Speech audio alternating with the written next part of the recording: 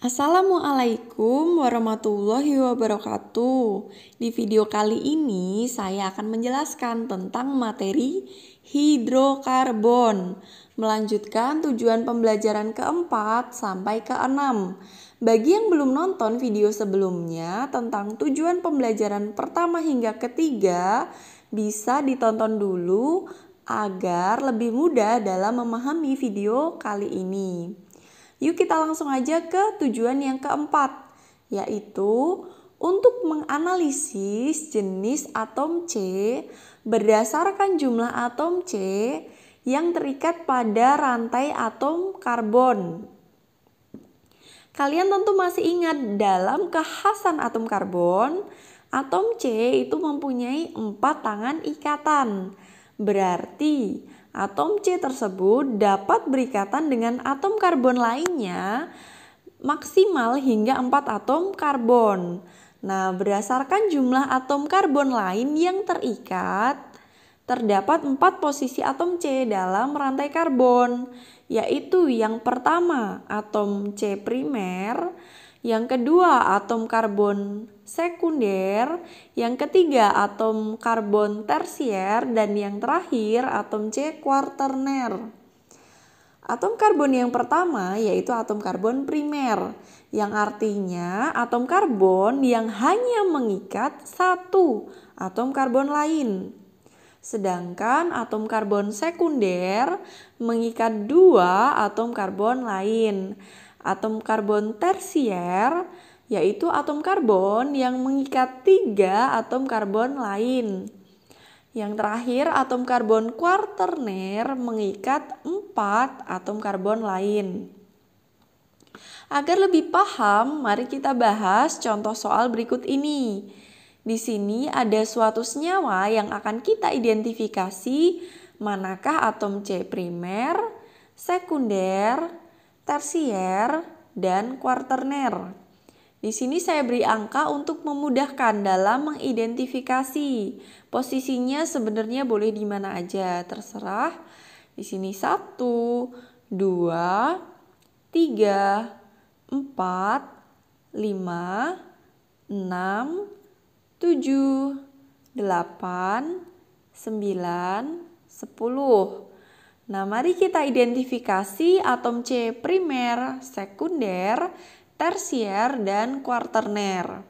Dimulai dari nomor 1. C di sini berikatan dengan 1 atom karbon lain. Di nomor 2 itu berarti dia masuk ke atom karbon primer. Ingat, atom karbon primer hanya mengikat 1 atom karbon lain. Kemudian nomor 2, atom C-nya itu berikatan dengan 3 atom C lain. 1, 2, 3, berarti dia atom C tersier.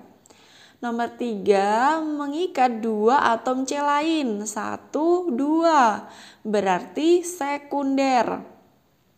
Nomor 4, mengikat 4 atom C lain, ya ini 1, 2, 3, 4, berarti termasuk kuarterner. Nomor 5, mengikat 2 atom C lain, sekunder.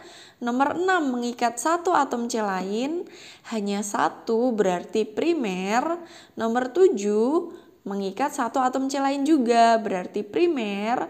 Nomor 8, mengikat 1 atom C lain, primer. Nomor 9, mengikat 2 atom C lain ya, sekunder. Terakhir nomor 10, mengikat 1 atom C lain, berarti primer. Menganalisis jenis atom C berdasarkan jumlah atom C yang terikat pada rantai atom karbon telah selesai. Kita lanjut ke tujuan yang kelima. Tujuan pembelajaran yang kelima yaitu memahami rumus umum alkana, alkena, dan alkuna berdasarkan analisis rumus struktur dan rumus molekul. Sebelumnya, yuk kita pelajari dulu penggolongan hidrokarbon. Penggolongan hidrokarbon umumnya berdasarkan bentuk rantai karbon dan jenis ikatannya. Berdasarkan bentuk rantai karbonnya, hidrokarbon digolongkan ke dalam hidrokarbon alifatik, alisiklik, dan aromatik. Hidrokarbon alifatik adalah hidrokarbon rantai terbuka, yaitu rantai yang antar ujung-ujung atom karbonnya tidak saling berhubungan. Hidrokarbon alifatik ada yang rantainya lurus dan ada yang bercabang. Contoh rantai lurus adalah propana dan contoh yang bercabang adalah 3-metil-heptana. Sedangkan hidrokarbon alisiklik dan aromatik memiliki rantai tertutup atau rantai lingkar, yaitu rantai yang terdapat pertemuan antara ujung-ujung rantai karbonnya, membentuk siklus. Lalu, jika sama-sama membentuk siklus, bedanya alisiklik dan aromatik itu apa? Bedanya, pada aromatik rantai lingkarnya berikatan konjugat, yaitu ikatan tunggal dan rangkapnya tersusun selang-seling. Jadi setelah tunggal lalu rangkap, lalu tunggal lagi, lalu rangkap lagi, dan seterusnya. Contohnya adalah benzena atau C6H6. Sedangkan yang dimasukkan ke kategori alisiklik yaitu semua hidrokarbon yang memiliki rantai tertutup atau siklik tetapi tidak termasuk ke dalam aromatik. Jadi semua yang siklik kecuali yang masuk ke dalam aromatik adalah hidrokarbon alisiklik. Misalkan siklobutana. Kenapa kok perlu dibedakan antara aromatik dan alisiklik? Karena sifat-sifatnya sangat berbeda. Sifat hidrokarbon alisiklik itu lebih mirip dengan hidrokarbon alifatik. Walaupun pada hidrokarbon alisiklik bentuknya siklik atau rantai lingkar, tetapi sifatnya menyerupai alifatik. Berdasarkan jenis ikatan yang terdapat pada rantai karbon, hidrokarbon dibedakan menjadi dua, yaitu hidrokarbon jenuh dan hidrokarbon tak jenuh. Hidrokarbon jenuh yaitu hidrokarbon yang pada rantai karbonnya semua berikatan tunggal. Hidrokarbon ini disebut juga sebagai alkana. Hidrokarbon tak jenuh yaitu hidrokarbon yang pada rantai karbonnya minimal terdapat satu ikatan rangkap 2 atau rangkap 3. Hidrokarbon yang mengandung ikatan rangkap 2 disebut alkena dan hidrokarbon yang mengandung ikatan rangkap 3 disebut alkuna. Kita akan membahas rumus umum alkana, alkena, dan alkuna. Yang pertama alkana dulu. Alkana merupakan hidrokarbon yang semua ikatan pada rantai karbonnya itu merupakan ikatan tunggal. Atau strapnya, tangan-tangannya itu ada satu semua. Rumus umumnya yaitu CnH2n plus 2. Coba mari kita analisis berdasarkan rumus molekul dan rumus strukturnya. Contohnya kita ambil C4. Rumus molekulnya itu kan C4H10 atau biasa disebut butana. Pada butana ini jumlah atom C-nya ada 4, maka N itu sama dengan 4. Jadi karena rumus umumnya itu kan Cn, maka kalau C-nya itu ada 4 berarti N-nya itu sama dengan 4. Kemudian H itu kan 2N plus 2. Tadi N-nya itu kan sama dengan 4, berarti 2 dikali N dikali 4 ditambah 2 sama dengan 8 ditambah 2 sama dengan 10. Berarti jumlah atom H-nya itu ada 10. Sesuai dengan rumus umumnya CnH2n plus 2, jika jumlah C-nya ada 4, maka rumus molekulnya menjadi C4H10. Coba kita gambarkan dulu strukturnya. C-nya kan ada 4, 1, 2, 3, 4. Kemudian kita isi H-nya, ingat C mempunyai 4 tangan ikatan. Di sini baru ada 1 tangan, berarti kurang 3 tangan lagi. Tangan ini bisa diisi oleh hidrogen sebanyak 3. 1, 2, 3. Kemudian C yang kedua sudah ada 2 tangan, kurang 2 lagi berikatan dengan hidrogen. 1, 2. Yang ketiga sama, sudah ada 2 tangan, kurang 2 lagi berikatan dengan hidrogen. Yang terakhir baru ada 1 tangan, kurang 3 tangan lagi berikatan dengan hidrogen juga.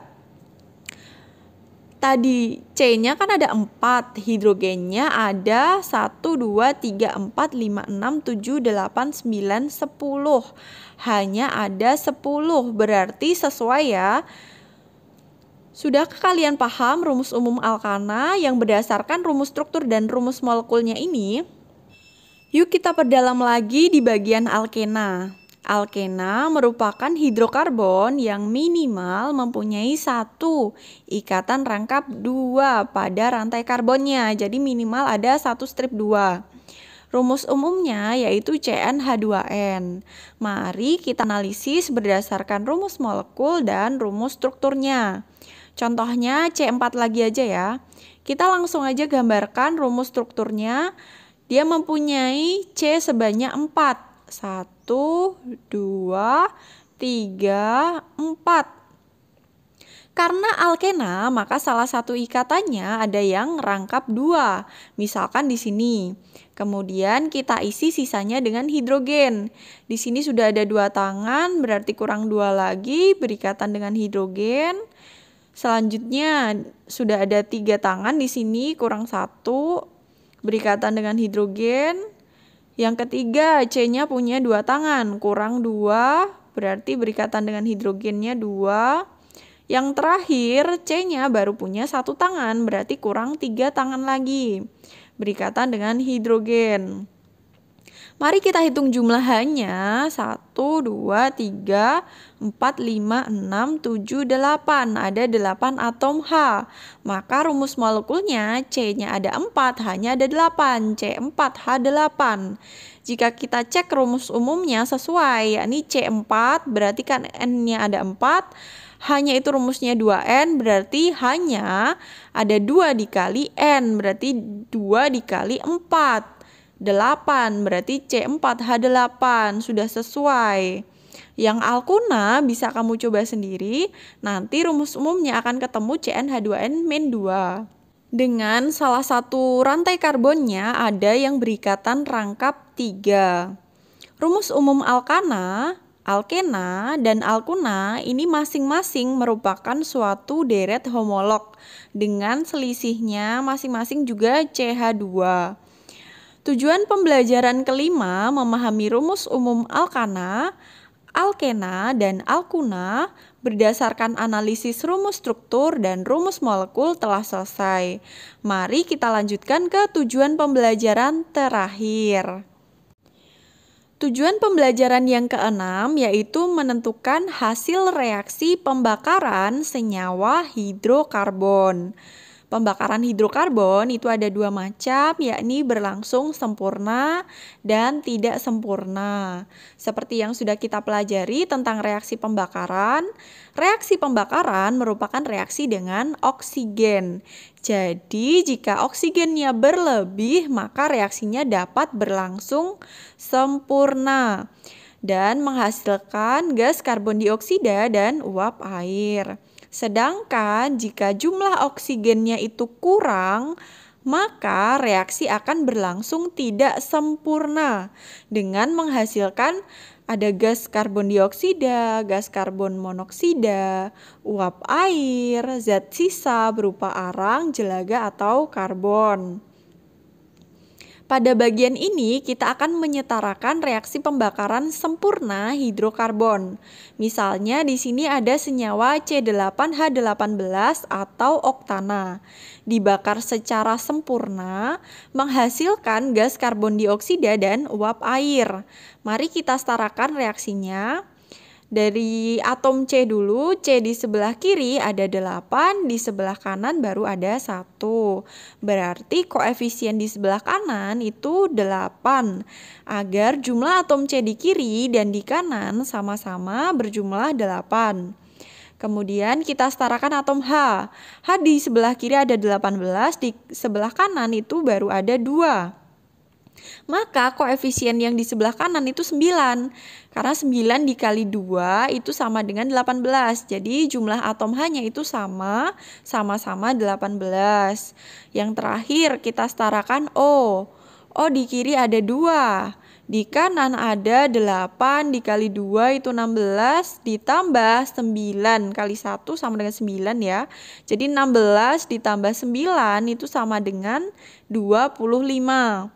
Maka koefisien di sebelah kiri itu sama dengan 25/2 atau 12,5. Jadi kalau 12,5 dikali 2 itu kan 25. Jadi O di sebelah kiri sama kanan itu sama-sama berjumlah 25. Untuk latihan soal yang ada di sebelah kiri silahkan dikerjakan di Google Classroom-nya masing-masing. Tujuan pembelajaran yang keenam yaitu untuk menentukan hasil reaksi pembakaran senyawa hidrokarbon itu sudah selesai. Sekian video dari saya. Wassalamualaikum warahmatullahi wabarakatuh.